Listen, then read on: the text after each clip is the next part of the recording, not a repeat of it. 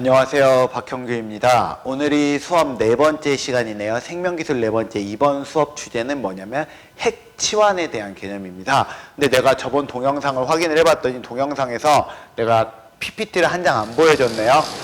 안 보여준 PPT는 요건데요. 그냥 우리 주변에 GMO 식품이 어떤 게 있는가에 대해서 쭉 이야기해 놓은 그 PPT예요. 그래서 GMO라고 말하는 거 이렇게 굉장히 다양한 종류의 GMO가 있고 이거를 안 먹으려면 요만큼을 안 먹으면 된다라고 말합니다. 말이 안 되는 소리야. 이거 다 먹을 수밖에 없어. 그래서 거기에 대해서 그냥 사진이 있는데 사진으로 한번 보여주기 위해서 여러분들에게 그냥 하나 해준 거니까 그냥 한번 실제로 GMO 식품이 이만큼 우리 가까이에 있구나 정도만 우리가 기억을 하기로 하고요.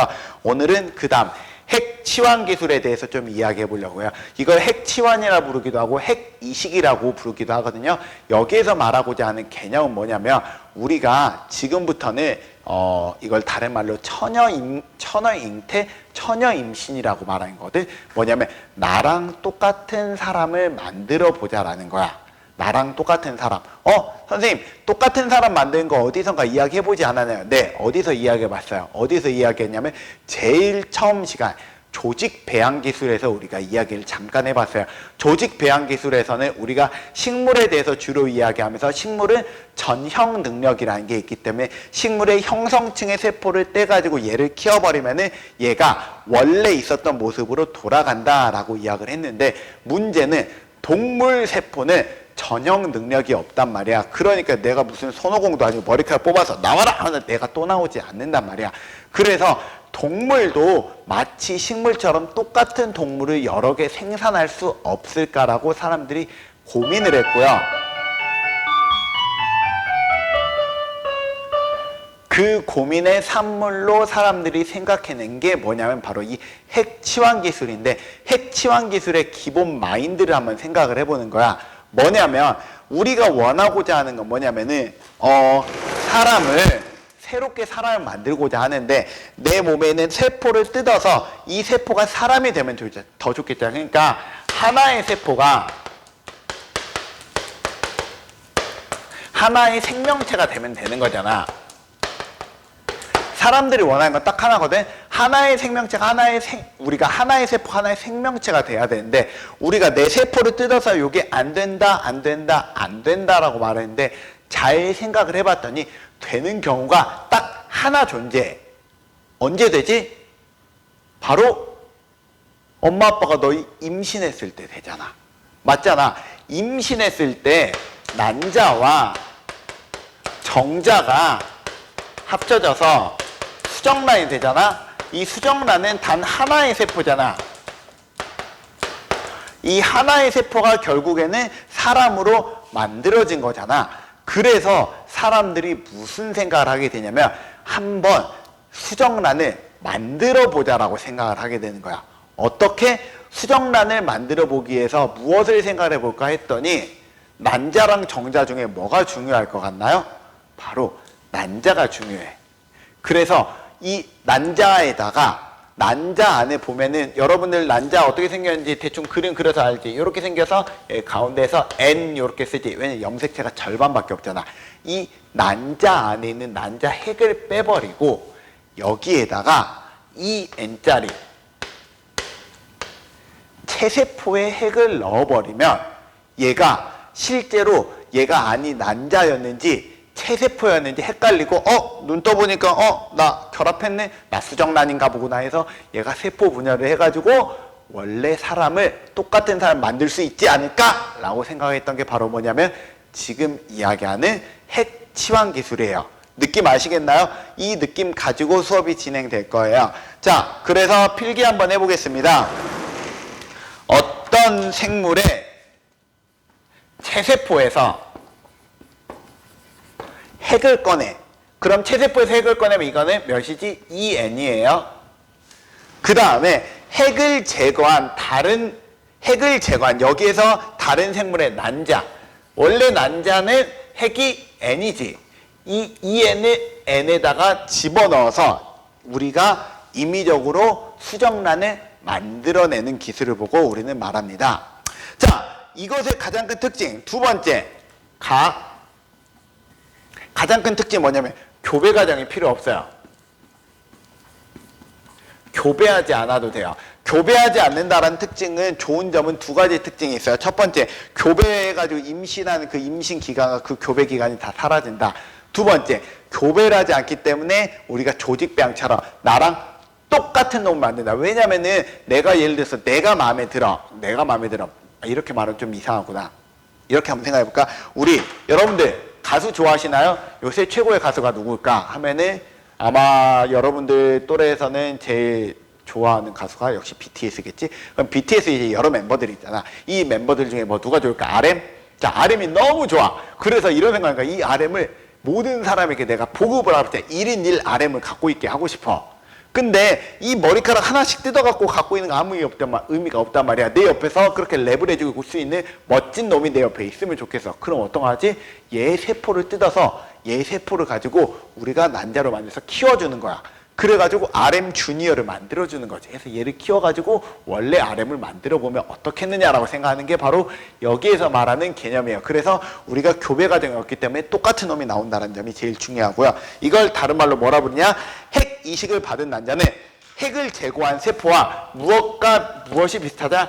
유전형질이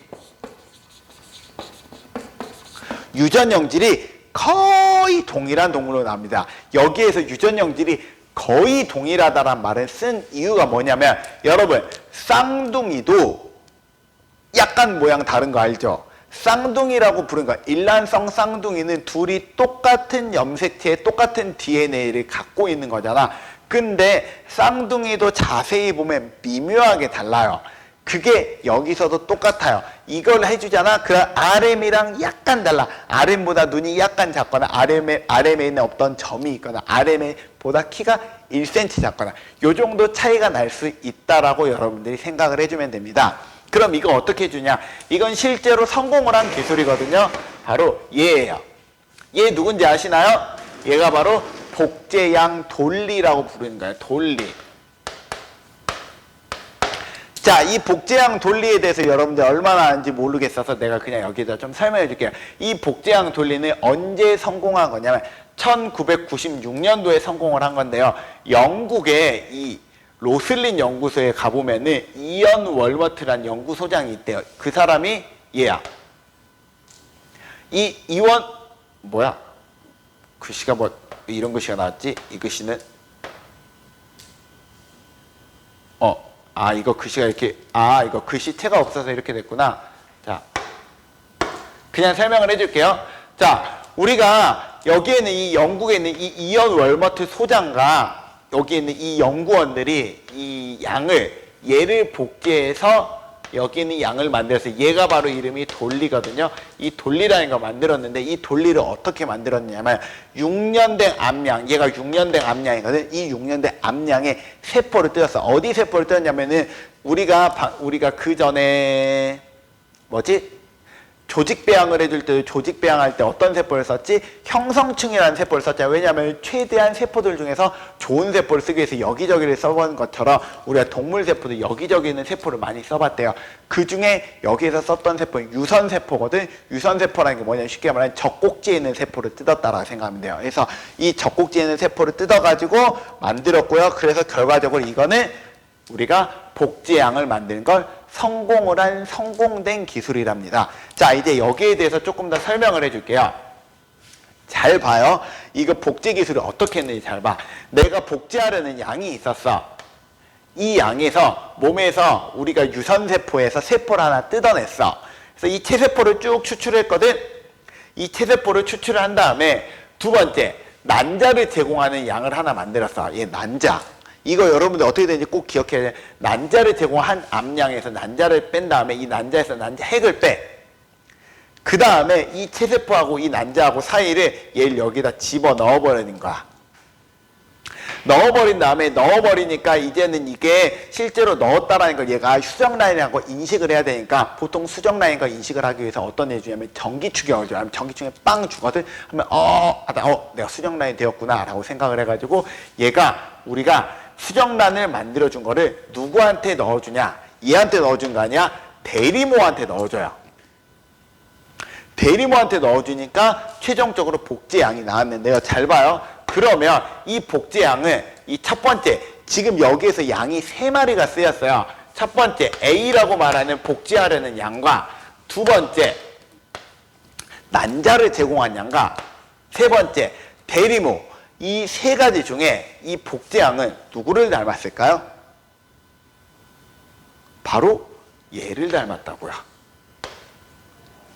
이거 개념을 꼭 기억을 해야 돼요. 이거 개념을 이해 못하면 여기에서 양이 왜 3마리가 나오는지 여러분 헷갈릴 수 있거든요. 잘 봐요. 지금 여기 양이 3마리가 나오는데 어떤 양이 나오냐면 제일 처음에 체세포를 제공한 양이 있고요. 두 번째 난자를 제공한 양이 있고요. 세 번째 자궁을 제공한 양이 있는 거야.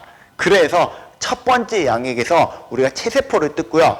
두 번째 양에게서 난자를 가져오고요. 이 난자랑 이 체세포랑 결합을 한 거를 이 세 번째 양에게 집어넣어 준 거야.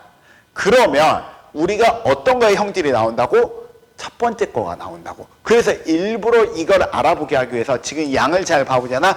양의 얼굴이 다른 거 보이시나요? 양을 일부러 3가지의 종류의 양을 썼어요. 얘는 핀도셋이라고 말한 양, 하얀색 양이고요. 이거는 이름이 스코티시 블랙페이스라서 있잖아요. 실제로 얼굴이 까만색 얼굴이라서 블랙페이스라고 말하는데요. 이걸 썼는데 실제로 나왔던 게 뭐가 나왔다? 핀도셋, 얘의 양이 나왔다고. 즉 엄마가 아기를 낳은 것 같은데 엄마의 얼굴과 다른 아기가 나온 거지. 그러니까 얘가 진짜 대리모가 됐다라는 거지.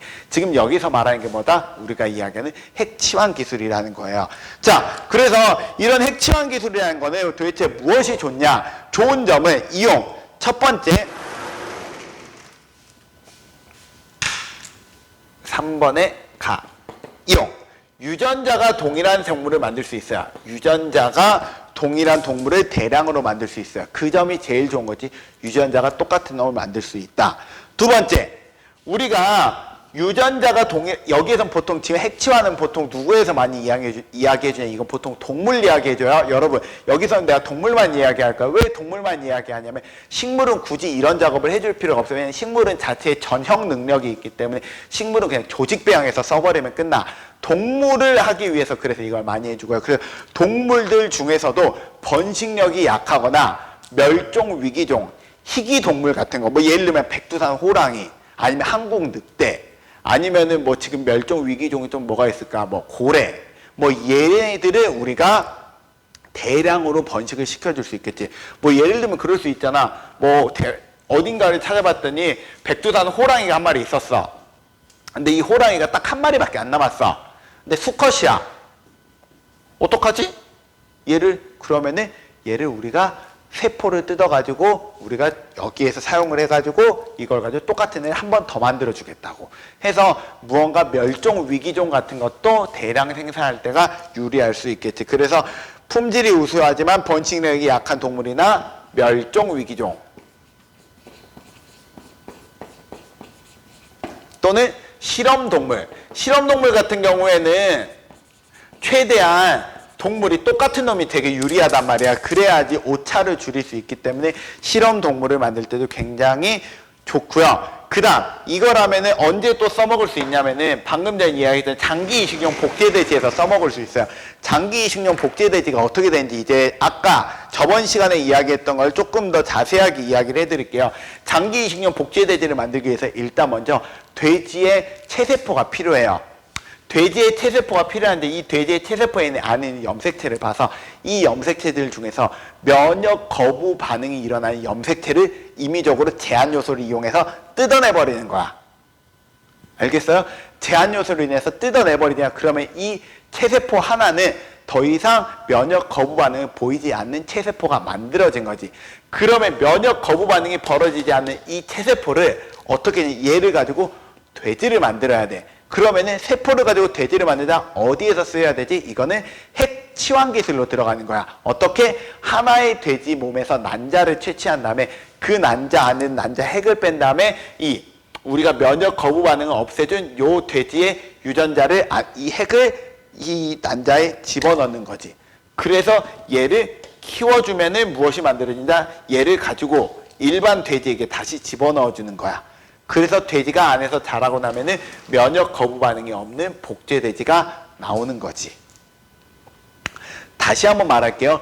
면역 거부 반응을 제거한 복제 대지는 어떻게 만드는 거냐면 두 가지 기술을 섞어준 거예요. 첫 번째는 무엇이냐면 제일 먼저 면역 거부 반응을 없애는 걸 만들어주는 것이 유전자 재조합 기술이야. 유전자를 재조합해서 면역 거부 반응을 일으킨 유전자를 도려냈어. 그 다음에 도려낸 이 체세포를 가지고 돼지를 만들어주는 거는 무엇이냐? 바로 핵치환 기술이라는 거예요. 그래서 핵치환 기술을 이용해서 결과적으로 돼지를 만들어줬습니다. 그래서 이 두 가지 기술을 섞어서 이용을 해준 거고요. 그래서 이걸 해주면 다 유전자 재조합 기술을 더하면 무엇을 만들어줄 수 있다? 장기 이식용 동물을 만들어줄 수 있습니다. 그 다음에 이렇게 이용을 해주는 걸 사람에게 적용을 하면 주로 어디에서 많이 이용해 주려고 하냐면은 바로 체세포를 이용을 해서 줄기세포를 만들려고 해요. 줄기세포 어디선가 들어본 것 같은데 잘 모르겠죠. 여기에 대해서는 줄기세포만 이야기해도 내용이 좀 많아요. 그래서 이거는 따로 하나의 프린트로 빼가지고 다음 시간에 설명을 해줄게요. 그래서 이거는 내용이 좀 많으니까 따로 설명을 해준다고 생각을 해주면 되고요. 그러면 지금까지 그래서 이게 결론만 말하면은 체세포를 이용해서 줄기세포를 만들면 환자에게 필요한 장기, 혈액, 신경 등을 만들 가능성이 있는 거예요. 만들 수 있다가 아니야. 만들 가능성이 있다. 이게 수 있다가 그러니까 만들 가능성이 있다라는 말이 무슨 뜻인지는 다음 시간에 이야기를 해주기로 하고요. 그러면 지금 보기로는 되게 좋아 보이잖아. 근데 이거는 한계점은 없을까? 이거는 단점은 없을까에 대해서 지금 알아볼 거예요. 자, 이거는 단점이 있어요. 어떤 단점이 있냐면 지금 만들어 놓은 요 양은 있잖아. 아주 치명적인 약점이 있거든. 뭐냐면 얘가 수명이 짧아요. 잘 들어요? 얘가 수명이 짧아. 얼마만큼 수명이 짧은지에 대해서 지금부터 설명해 줄 거냐면은 이 양이 실제로 언제 죽었냐면 6년 6개월을 살다 죽었대요. 6년 6개월을 살다 죽었는데 굉장히 이게 이상한 숫자였대요.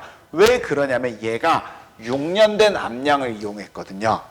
6년 된 암양을 이용했는데 6년 6개월이 죽었다? 왜 이게 이상하냐면은 보통 양이 수명이 몇 년인 줄 아세요? 보통 양의 수명이 12년에서 13년 정도 된대요. 느낌 오시나요? 그래, 바로 그거야. 지금 여기에서 6년을 먼저 살았기 때문에 여기에서 6년밖에 못 산 거 아니야 라는 의심이 들기 시작하지. 실제로 이 양이 죽었던 사인을 보잖아. 죽은 이유가 뭐냐면 진행성 폐질환이라는 거거든. 이게 누가 많이 걸리는 병이냐면 우리가 양들 중에서 늙은 양이 많이 걸리는 병이래요. 그러니까 쉽게 말하면은 우리가 어떤 사람이 죽었는데 이 사람이 죽었을 때 노인성 질환으로 죽은 거야. 노인들이 많이 걸리는 병으로. 근데 어떤 사람이 30대, 20, 30대 팔팔한 건장한 청년이 노인들이 걸리는 질병, 막 이빨이 빠지고 치매에 걸리고 그 다음에 몸이 약해서 근육이 빠져서 죽는 질병에 걸려서 죽었다는 거야. 그러니까 그때 사람들이 무슨 생각하게 되냐면 혹시나 사람 몸에 이 염색체라고 말한 거 안에는 얘가 내가 지금 몇 년간 살았는지 알 수 있는 무언가 초시계 같은 게 있지 않나 라는 걸 사람들이 고민을 하게 만들었던 게 이 사건이에요. 자, 그래서 이거를 고민해가지고 연구를 해보니까 아주 신기한 걸 알아냈거든. 그게 바로 뭐냐면은 염색체 텔로미어라고 부르는 거예요. 뭐냐면 우리가 지금 여러분 과학 시간에 배우는 염색체는 이렇게 X자 모양을 그리잖아. 근데 이 X자 모양의 염색체를 잘 보잖아. 염색체 끝에 이상한 모양의 염색체가 있대요. 이 염색체는 아무런 영향을 이 세포 분열을 할 때 아무런 영향을 끼치지 않는 굉장히 이상한 염색체고 특정 염기서열만 반복이 되어 있는 형태대로 되어 있는데 얘가 아주 이상한 형질이 하나 있어. 뭐냐면 얘가 있잖아. 세포가 세포 분열을 하잖아. 세포 분열을 할 때마다 얘가 조금씩 어떻게 돼? 짧아진대요. 근데 얘가 그럼 점점 짧아져 가지고 나중에 얘가 다 사라져 버리잖아. 어떻게 된 줄 알아? 세포 분열을 더 이상 안 한대. 그러니까 뭐지? 얘가 점점 짧아지면 짧아질수록 이게 내가 세포 분열할 수 있는 걸 카운트하는 개념이라는 거지. 그러면 선생님 이렇게 되면은 사람들이 점점 시간이 되면 점점 다 죽는 거 아니에요? 아니에요. 이게 굉장히 염색체 텔로미어라는 게 굉장히 신기한 게 뭐냐면 이 염색체 텔로미어가 리필이 되는 경우가 딱 한 경우가 있대요. 바로 그게 뭐냐면 감수 분열을 할 때는 이게 리필이 된대요. 그래서 이 텔로미어라는 게 감수 분열을 할 때는 리필이 되고요. 그 다음에 체세포 분열을 할 때는 깎이기만 한대요. 그 말이 무슨 말이지? 우리가 원래 일반적인 양을 가지고 했다면은 감수 분열을 한 체세포가 아닌 정자와 난자가 결합을 했기 때문에 이거는 염색체 텔로미어가 꽉 차 있었으니까 얘를 가지고는 12년간 살 수 있었는데 지금 우리가 이용해줬던 건 뭐지? 우리가 6년대 암량이니까 텔로미어가 절반밖에 안 남은 거야. 즉 배터리가 절반만 차 있는 거야. 절반만 차 있는 배터리를 운영을 했더니 6년밖에 안 지났는데 배터리가 떨어져서 죽었다는 거지. 그래서 이게 굉장히 치명적인 한계점이야. 왜냐면 우리 말했잖아. 멸종 위기종인 호랑이 우리가 복제해 보려고 했잖아. 멸종 위기종인 호랑이 우리가 복제를 했다고 쳐봐. 그래서 이게 복제에 성공해서 이게 호랑이 한 마리, 호랑이 100마리를 만들었다 쳐봐. 문제는 얘네들이 다들 똑같은 날짜에 다 죽어버리겠지. 왜냐면은 염색체 텔로미어의 개수가 비슷하니까. 거의 비슷하게 다들 나이를 먹고 우리가 어리지만 늙은 아이처럼 다들 죽어버린 현상이 발생할 수 있다는 거지. 이게 굉장히 치명적인 약점이에요. 그래서 한계점 한번 써볼게요. 한계점 첫 번째, 복제된 자손의 수명이 짧다. 이게 4번.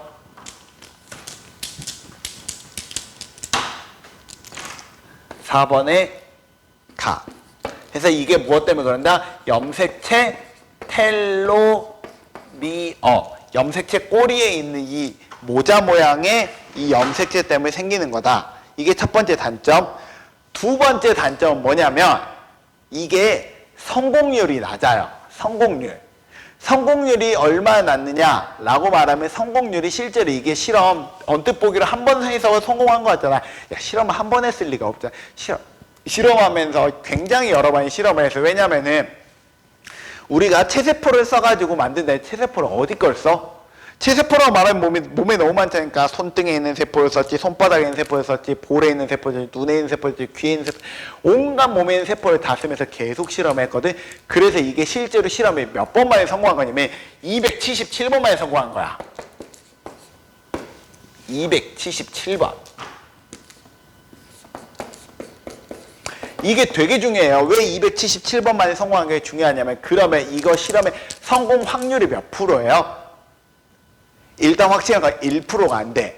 200분의 1이면 0.5%거든. 이거는 0.5%도 안 돼. 그러니까 0.4% 정도에 되는 임신 성공률을 지니고 있단 말이야. 근데 물어볼게요. 여러분들이 잘 모를 것 같으니까 그냥 물어보면서 말할게요. 야, 엄마랑 아빠랑 결혼해가지고 임신을 하잖아. 엄마 아빠랑 정자랑 난자랑 만나면 임신이 되지. 정상적으로 정자랑 난자랑 만나서 수정란이 만들어졌다고 쳐봐요. 그러니까 엄마가 배랑 길 때 아빠가 정자가 들어가가지고 이 수정란이 자궁에 착상될 확률이 몇 프로게? 즉 임신 확률 100%라고 생각하면 그렇진 않아. 100% 아니야. 이게 실제로 확률이 몇 프로냐면 15%야.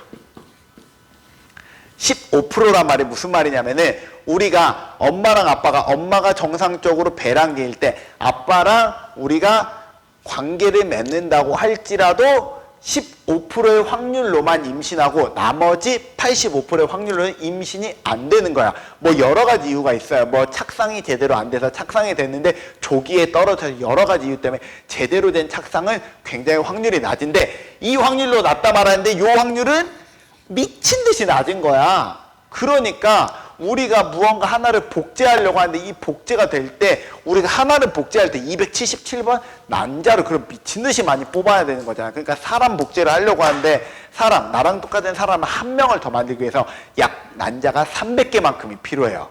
난자 300개가 쉬워 보여?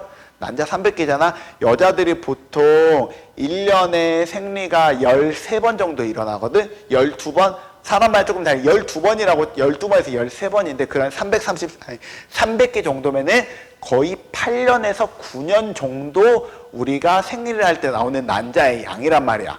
그러니까 그 난자를 어떻게 채취해? 사람 몸에서 채취하면 사람 큰일 나. 진짜 큰일 나. 해가지고 사람 몸에서 난자 함부로 채취하면 안 돼요. 그거는 진짜 위험한 거야. 하면 여자들 몸이 굉장히 망가질 수 있어요. 그렇기 때문에 이게 윤리적인 문제도 같이 들어가고 실제로 성공 확률도 굉장히 낮다라는 치명적인 약점을 갖고 있어요. 그래서 다 동물 또는 사람의 난자를 이용해야 되기 때문에 가장 큰 문제는 뭐다? 다가 윤리적인 문제가 발생합니다. 해서 우리가 이거를 가지고 그 옛날에 영화 같은 것도 나왔어요. 그 영화 이름이 뭐였지? 유연석이 그 주인공으로 나왔던 영화인데 지금 영화 이름이 기억이 나지 않아. 이게 옛날 그 황우석 박사 그 사태를 조금 응용을 해가지고 나왔던 건데요. 거기에서 어떤 사람들이 나오냐면 수많은 여자들이 갑자기 이름 모를 사유로 막 죽어. 근데 왜 죽었는지 알고 봤더니 그 여자들이 죽었다는 사인들 중 대부분이 뭐냐면 그 난자 때문에 그러거든. 한 가지 물어볼게요. 여러분 몸에 있는 난자, 지금 여학생 기준 난자는 판매 대상일까요? 판매 대상이 아닐까요? 여러분 몸에 있는 난자는 판매 대상이 아니에요.